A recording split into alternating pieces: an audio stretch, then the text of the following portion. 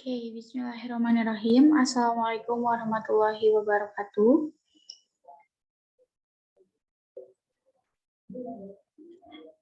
Perkenalkan, saya Anissa Oktavia dengan NIM 19010227, mahasiswa pertukaran mahasiswa Merdeka dalam negeri dari IKIP Siliwangi di Universitas Muhammadiyah Kupang.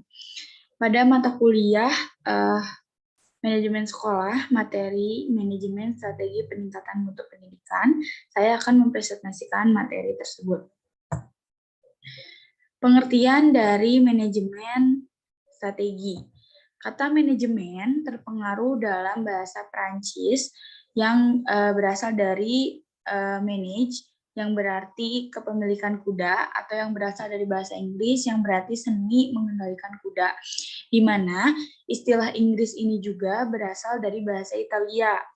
Bahasa Prancis mengadopsi kata ini dari bahasa Inggris menjadi manajemen yang memiliki arti seni, melaksanakan, dan mengatur. Sedangkan dalam KBBI, kata manajemen diartikan sebagai penggunaan sumber daya secara efektif untuk mencapai sasaran. Strategi bagi sebagian organisasi merupakan cara untuk mengatasi dan mengantisipasi setiap masalah yang timbul, serta kesempatan-kesempatan untuk masa yang akan datang. Dengan demikian, strategi harus dapat memberikan gambaran yang jelas dan terarah apa yang perlu dan akan dilaksanakan oleh suatu organisasi. William dan Hunger mengatakan bahwa manajemen strategi adalah serangkaian keputusan dan juga tindakan manajerial yang menentukan kinerja perusahaan dalam jangka panjang.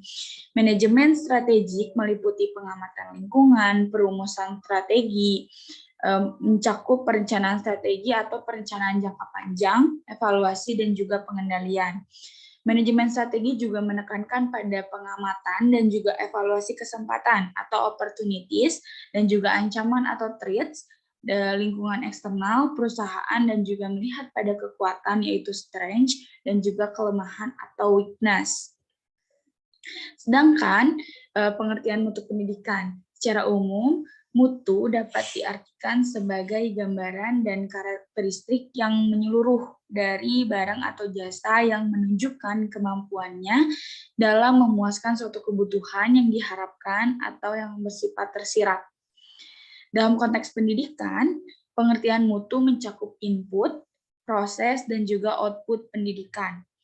Pendidikan adalah suatu usaha sadar yang dilakukan oleh orang dewasa atau pendidik dalam menyelenggarakan kegiatan pengembangan diri peserta didik agar menjadi manusia yang paripurna sesuai dengan tujuan yang telah ditentukan sebelumnya. Pendidikan bisa membantu manusia mengangkat harkat dan martabatnya dibanding manusia lain yang tidak berpendidikan. Mutu pendidikan sebagai salah satu pilar pengembangan sumber daya manusia sangat penting maknanya bagi pembangunan nasional. Bahkan dapat dikatakan bahwa masa depan bangsa terletak pada keberadaan pendidikan yang berkualitas di masa kini. Pendidikan yang berkualitas hanya akan muncul apabila terdapat lembaga pendidikan yang berkualitas pula. Karena itu, upaya dari peningkatan mutu pendidikan merupakan titik dari strategi dalam upaya untuk menciptakan pendidikan yang berkualitas. Lalu dijelaskan mengenai standar mutu pendidikan. Di sini ada beberapa. Yang pertama adalah standar kompetensi lulusan, di mana standar kompetensi lulusan atau SKL ini digunakan sebagai pedoman penilaian dalam menentukan kelulusan peserta didik.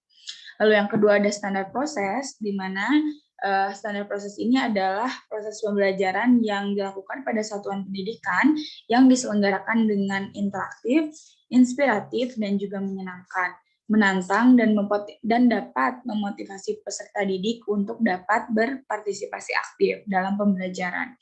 Lalu ada standar isi. Standar isi ini mencakup pada lingkupan materi minimal atau tingkat kompetensi minimal untuk mencapai suatu kompetensi lulusan minimal pada jenjang dan pada jenis pendidikan tertentu. Lalu ada standar pendidikan dan tenaga pendidikan, di mana pendidik ini harus memiliki kualifikasi akademik dan juga kompetensi sebagai agen pembelajaran yang sehat jasmani dan rohani, dan juga memiliki kemampuan untuk mewujudkan pendidikan nasional. Selanjutnya ada standar sarana dan prasarana, di mana sarana dan prasarana ini setiap satuan pendidikan wajib memilikinya, meliputi perabot-perabot, peralatan pendidikan, media yang digunakan untuk pembelajaran, buku, dan juga sumber belajar lain yang diperlukan dalam menunjang proses pembelajaran. Selanjutnya ada standar pengelolaan pendidikan, di mana standar pengelolaan ini terdiri atas 3, yakni standar pengelolaan yang dilakukan oleh satuan pendidikan, standar pengelolaan dilakukan oleh pemerintah daerah, dan juga standar pengelolaan yang dilakukan oleh pemerintah.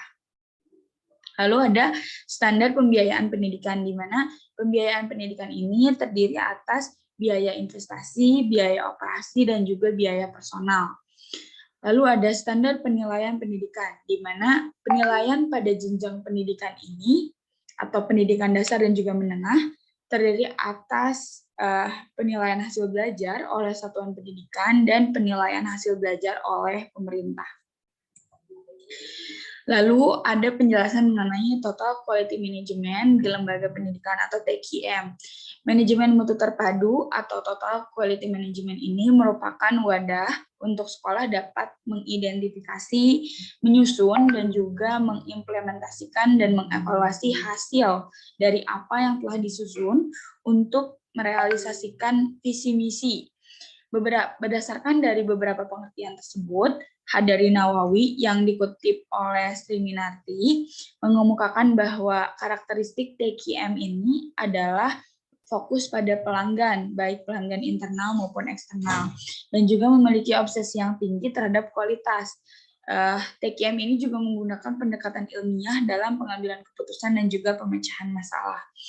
TQM memiliki komitmen jangka panjang dan membutuhkan kerjasama tim.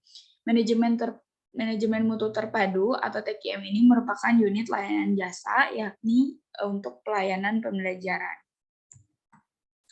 Lalu ada manajemen peningkatan dari mutu sekolah.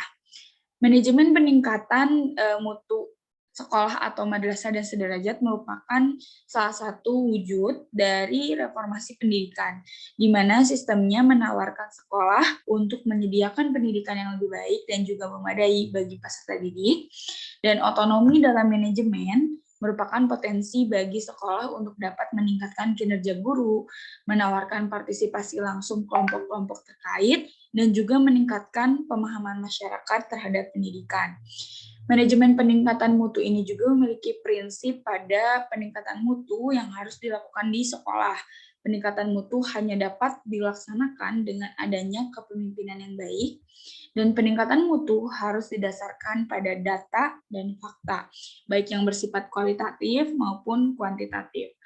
Peningkatan mutu juga harus memberdayakan dan melibatkan semua unsur yang ada di sekolah. Peningkatan mutu memiliki tujuan bahwa sekolah ini dapat memberikan kepuasan bagi siswa, orang tua, dan tentunya masyarakat. Selanjutnya ada implementasi manajemen strategi pendidikan. Implementasi ini adalah proses manajemen dalam mewujudkan strateginya dalam bentuk program, prosedur, anggaran, serta pengembangan strategi dalam bentuk tindakan. Visi di sini merupakan suatu proses yang dapat menggambarkan serangkaian kegiatan perencanaan dan penetapan sasaran sekolah yang dilakukan secara formal, dan misi adalah alasan dari keberadaan suatu lembaga.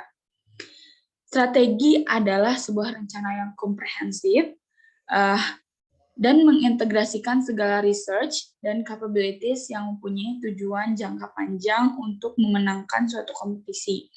Betapapun hebatnya suatu visi dan misi dan juga strategi, bila tidak diimplementasikan tentu menjadi tidak bermakna bagi pengembangan suatu sekolah atau pendidikan. Lalu ada faktor pendukung dari peningkatan mutu pendidikan. Dalam peningkatan mutu pendidikan, pendidikan ini dipengaruhi oleh faktor dari input pendidikan dan juga faktor proses dari manajemen pendidikan. Input pendidikan adalah segala sesuatu yang harus tersedia karena dibutuhkan untuk berlangsungnya suatu proses. Input pendidikan terdiri dari seluruh sumber daya sekolah yang ada, dan juga komponen sumber daya sekolah ini menurut Subagiono Admodiwiryo terdiri dari dana, sarana dan prasarana, juga peraturan. Dan dari pengertian di atas, maka dapat disimpulkan bahwa input pendidikan yang merupakan faktor yang mempengaruhi mutu pendidikan dapat berupa sumber daya manusia sebagai pengelola sekolah, sarana dan prasarana, kesiswaan, keuangan sebagai anggaran pembiayaan, kurikulum, keorganisasian, lingkungan fisik, perkembangan ilmu pengetahuan juga teknologi, peraturan, partisipasi atau peran masyarakat, serta kebijakan dari pendidikan itu sendiri. Lalu ada faktor penghambat dari peningkatan suatu mutu pendidikan. Nah, di sini ada dua faktor yang dapat menjelaskan mengapa upaya perbaikan mutu pendidikan ini selama ini gitu ya kurang atau tidak berhasil. Pertama, strategi pembangunan pendidikan yang selama ini bersifat input oriented, di mana strategi yang demikian lebih bersandar pada asumsi bahwa bila mana semua input pendidikan telah dipenuhi, seperti penyediaan buku atau materi ajar dan alat belajar lain, penyediaan sarana pendidikan, pelatihan guru, dan juga tenaga kependidikan, maka secara otomatis lembaga pendidikan atau sekolah akan dapat menghasilkan output yang bermutu sebagaimana diharapkan. Padahal tidak seperti itu gitu. Dan yang kedua adalah pengelolaan pendidikan selama ini bersifat makro oriented, di mana pengelolaan pendidikan diatur oleh jajaran birokrasi di tingkat pusat yang mengakibatkan banyak faktor yang diproyeksikan di tingkat makro atau pusat tidak terjadi atau tidak berjalan sebagaimana mestinya di tingkat mikro. Jadi apa yang direncanakan di pemimpin-pemimpin di atas itu ternyata tidak bisa berjalan dengan baik di tingkat-tingkat mikro atau di tingkat-tingkat daerah gitu. Cukup sekian yang dapat saya jelaskan. Mohon maaf apabila ada kesalahan. Assalamualaikum warahmatullahi wabarakatuh.